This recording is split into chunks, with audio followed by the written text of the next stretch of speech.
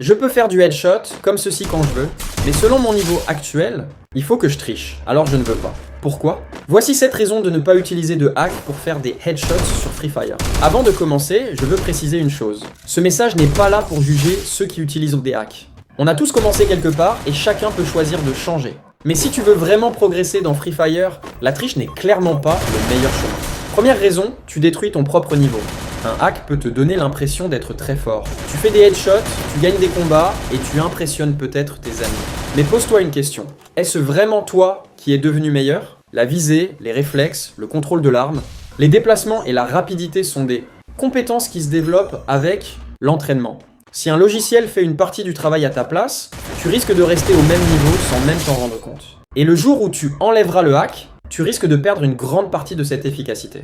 Deuxième raison, tu risques de perdre ton compte. Tu peux passer des mois, voire des années, à améliorer ton compte, obtenir des personnages, des skins, des objets et construire ton expérience. Tout cela peut être perdu à cause d'une triche. Même si tu penses que personne ne va le remarquer, le risque existe toujours.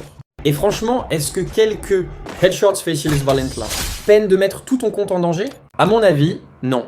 Troisième raison, tu gâches le plaisir du jeu. Free Fire, ce n'est pas seulement gagner. C'est aussi rater un tir, recommencer, apprendre une nouvelle technique, découvrir une arme, jouer avec ses amis et finalement réussir quelque chose qu'on n'arrivait pas à faire avant.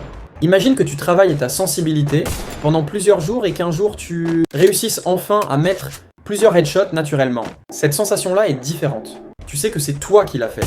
Avec un hack, tu peux avoir le résultat immédiatement, mais tu risques de perdre toute cette satisfaction liée à la progression. Quatrième raison, tu n'auras pas la vraie satisfaction d'un headshot. Un headshot réussi après plusieurs entraînements, c'est une récompense. Au début, tu peux rater énormément de tirs. Ensuite, tu commences à comprendre ton arme, ton mouvement et ta sensibilité. Petit à petit, tu deviens plus rapide. Et lorsque tu réussis enfin un tir magnifique en pleine partie, tu peux te dire « c'est moi qui ai fait ça ». C'est cette sensation qu'il faut rechercher. Pas simplement le nombre de headshots, mais la compétence derrière chaque tir. Continuons. Cinquième raison, tu pénalises les autres joueurs. Quand tu utilises un hack, tu n'affrontes plus les autres joueurs dans les mêmes conditions. Certains passent leur temps à s'entraîner pour améliorer leur 1, leur déplacement et leurs réflexes. Alors imagine leur frustration lorsqu'ils rencontrent quelqu'un qui utilise une assistance injuste. Une partie est censée être un défi entre joueurs. Gagner parce que tu as mieux joué, c'est une chose. Gagner parce qu'un logiciel t'a donné un avantage, c'en est une autre. Le fair play rend les victoires beaucoup plus intéressantes. Sixième raison, tu risques de devenir dépendant. C'est probablement l'un des problèmes les plus dangereux. Au début, tu peux te dire « je vais juste essayer une fois », puis tu recommences, et encore. Finalement, tu peux avoir l'impression que tu ne peux plus jouer correctement sans cette assistance. Et là, le problème n'est plus seulement le hack, c'est que tu as oublié de faire confiance à tes propres compétences. Ton objectif devrait être de pouvoir entrer dans une partie et te dire « même sans triche, je peux me débrouiller ». C'est ça, devenir un vrai joueur. Septième raison, le vrai niveau se construit avec le temps. Personne ne devient excellent en une journée. Tu vas rater des tirs, tu vas perdre des parties. Tu vas parfois te demander pourquoi ton adversaire a réussi un headshot alors que toi, tu n'as même pas réussi à le toucher. Mais c'est normal. Chaque partie peut t'apprendre quelque chose. Travaille ta sensibilité, améliore tes déplacements, apprends à contrôler tes armes, travaille à tes réflexes. Et surtout, sois patient. Peut-être qu'aujourd'hui, tu n'arrives pas à faire les headshots que tu veux. Mais dans quelques semaines ou quelques mois, tu peux regarder tes anciennes performances et constater que tu as énormément progressé.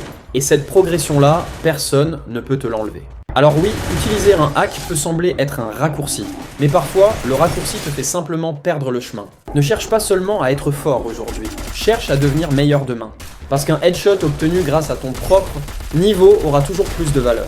Qu'un headshot obtenu grâce à une triche, joue proprement. Entraîne-toi, accepte les défaites, profite du jeu. Et surtout, n'oublie pas pourquoi tu as commencé Free Fire, pour jouer, pour t'amuser et pour progresser. On ne devient pas un bon joueur parce qu'on ne rate jamais. On devient un bon joueur parce qu'après chaque erreur, on revient encore plus fort.